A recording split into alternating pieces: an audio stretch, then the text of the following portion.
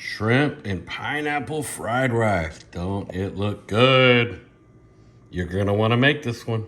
Hey, it's Scott. Welcome to my channel, San Marcos Makes. Today, we are going to be making pineapple fried rice. Many of the other fried rices that I've made has been kind of the Japanese Chinese style, but this one's gonna come from the Thailand. So before we get things cooking, a couple things we will need to make sure we have done. First, we gotta have rice. Now, what type of rice is gonna be completely up to you. Traditionally, fried rice, we'll probably use more of a jasmine or medium grain rice. But any rice will work. Day-old rice is gonna make a better fried rice. If you're making it today, what I would do is cook your rice, whichever way you normally do it, lay it on a cookie sheet, put it under a fan. You're wanting it to dry out. The best would be whatever rice you have left over from the previous day. I'm actually gonna be using basmati. That's what I had in the pantry. Any rice will make a fried rice. Next thing we wanna do is start prepping all the ingredients. All right, so after we've already made whatever decision we're gonna make about the rice, next thing you wanna do is get these shrimp ready. So I have about a pound of shrimp. Now all the measurements will be down in the description, so if you want those, I'll definitely talk about some of them throughout, but I have roughly just a little bit over a pound. Any shrimp's gonna do, any size. If you have big shrimp, I would cut them. So you can kind of see that I cut them into smaller pieces, and of course they're shell. But we wanna have a little bit of a marinade. Everyday soy sauce, we're gonna put that in there. And then I also have some white pepper. We're gonna put that in there. And then we're just gonna mix. This doesn't need to set overnight or nothing, 10-15 minutes. So I'm just gonna set this, leave it on the counter, and prep all the other ingredients. All right, so one of the next steps we wanna do is make our sauce. We're gonna start with just the basic soy sauce. Add a little white pepper to it. We are then gonna add some honey. We're gonna add some oyster sauce. And we're gonna add some fish sauce. Last ingredient we're gonna add is curry powder. This is where from Thailand will come through. This is a really common curry powder for the East. So S&B, definitely one of the most popular. If you're not familiar, most grocery stores actually will carry it. I found this at H-E-B. So it's just a curry powder. It's not a spicy curry powder, but lots of flavor. So I need about a tablespoon here. I mean a teaspoon. I'm gonna put that in there. It's gonna add a lot of flavor, but it's not like gonna be a curry that's gonna stink up the house. You're not adding enough, but you're gonna add a lot of flavor. And then we're just gonna slowly mix this together. At some point, you'll also need to get pineapple. Now I'm gonna use fresh, but you could definitely use canned pineapple. You want them in smaller chunks, and you want somewhere around half a cup, all depending on how much you like pineapple. If you don't like pineapple, leave this part out.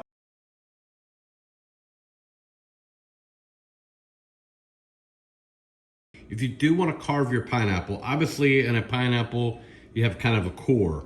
So a couple things I've learned. If you'll cut this down and then scoop it out, you get most of it out. And then you can kind of cross hatch and use a spoon to cut it out. The other thing is really hard to cut this through. So if we start like this, I cut all the way through and then cut down the top so that this comes off. And then I'm gonna carve all of this out to get my pineapple and use this as a dish. Now, would I do this any other time? Probably not. It's not worth it. All right, so because we're gonna be wok cooking, we need to do, this is all about the prep. So let me explain everything that I have prepped, and this is a must step. Everything's gotta be prepped. You cannot cut vegetables and cook in a wok at the same time. Everything has gotta be done.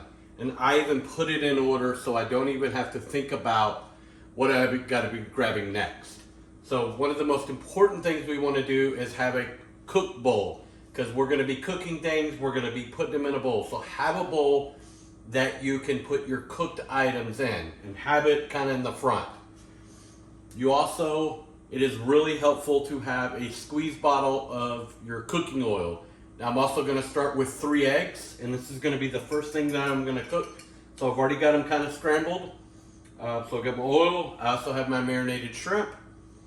I have my sauce made up. So that is there. I also minced some garlic and ginger. And I have some frozen vegetables. Now you could do fresh vegetables. You could cut up carrots and any kind of vegetable you want to put. You could even leave this step out. But I do want to have roughly a cup of vegetables. I want to have some cashews. And then I'll have my rice. And then finally I have some green onions. So and pineapple in the back. Now, first thing we need to do is get this wok hot. So I'm going to turn it on high. It's going to warm up for quite a bit. It's probably going to take 3 or 4 minutes. What I'm looking for, if you are wok cooking, is I'm going to look for white smoke in the wok. I don't have any oil. This is from the season when it was seasoned last time I cleaned it. So once I start seeing that white smoke, I know the pan is hot. I'm going to add my oil in. When that starts smoking, that's when I'm ready to start cooking. So we're wanting this pan hot. Wok cooking, you want the pan as hot as you can get it. All right, so you can see the wok has started to smoke. So this is where I'm gonna put in my oil.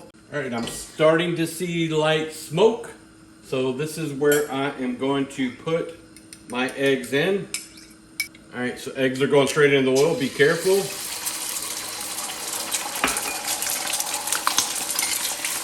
And we're just gonna very quickly cook these eggs. Okay, so it is done. Bring it out. Take it, my cooked bowl.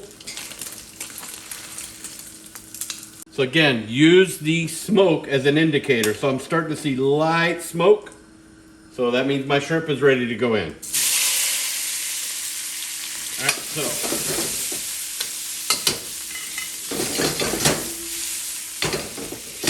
So we want to stir fry this for about 3 to 4 minutes. Make sure that they're all done. Of course, shrimp kind of have a built-in thermometer.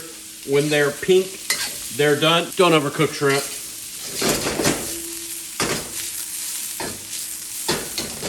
So my shrimp are done. I want to take them and get them in the same pot as my eggs. Now I basically have a clean pot. We'll put a little bit more oil in there. And next, move all your ingredients down. I'm going to be going ginger garlic, vegetables, cashews, before we get ready to go with the rice. All right, so our oil is back up to temperature. We want to add about 5 cloves of garlic and maybe a tablespoon of the ginger. We're just going to cook this just for about 30 seconds. Basically until it becomes fragrant. You'll know what that means when you do it, because you'll really smell it.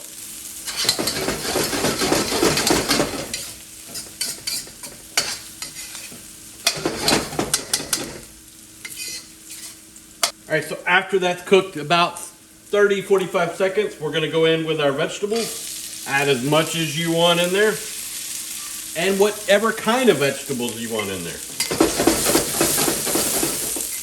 So just gonna cook this just for a couple of seconds. Don't wanna cook too long, you'll start burning the garlic. And even though these are frozen, they're gonna cook very quickly, and everything that's in the pot now is gonna stay in until we are done cooking. Also gonna add the cashews. Actually, I forgot to add that. They should have been at the same time as the vegetables.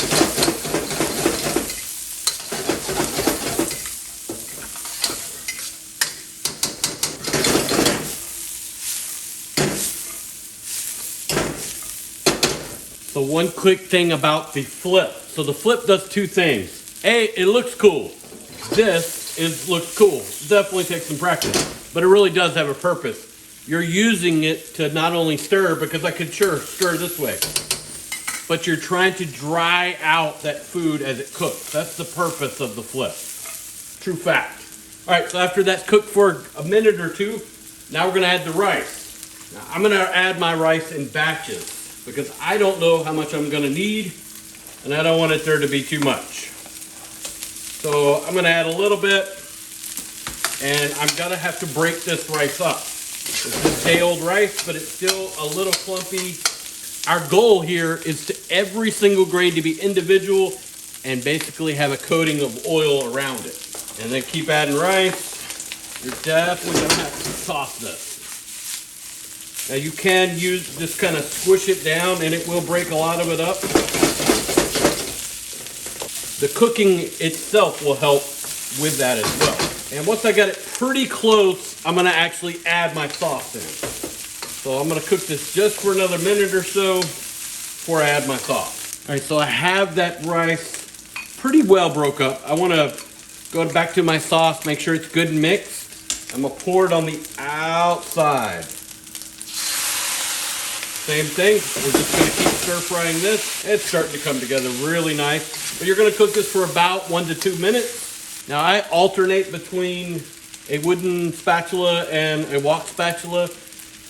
One reason, my stove gets really hot and it starts to get too hot to move around. I do prefer the wooden one. This is one I made. It was never for wok. But I still love it. All right, we're gonna finish this up. All right, so the last thing, not the last thing, but the next thing we wanna do is get back in our shrimp and eggs. And we want to stir fry this all together. Now, if you got still some really big egg pieces, go ahead and break those up. Now, as full as this is, there's no way I can toss it. So I'm just gonna have to keep moving this around for the last couple seconds. Now, if you were making a smaller batch, you would definitely want to continue stir frying. Holy moly, I forgot the pineapple. Gonna add the pineapple in. One more thing, this is like the bonus step. If you have a torch, so the difference between home cooking and restaurant fried rice is that wok flavor. They have a higher BTU stove. They're able to get a lot hotter and you get that little bit of a char taste. Tip is, use a blowtorch if you have one. You're just gonna briefly go over the top and you're trying to blister some of those rice kernels and because it has oil on it. 15, 20 seconds. We want to stir it. This is not required. It is still gonna be excellent fried rice. This is just taking it to the next level. Stir it up and do it one more time.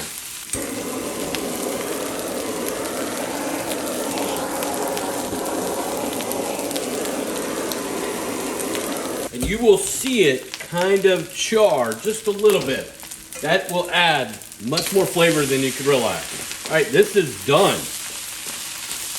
But before I take it to plate it up, I will add some green onions for some color, some of that onion flavor.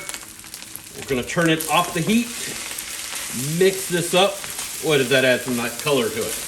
Let's plate this up and eat. So our rice is done. Let's give it a taste.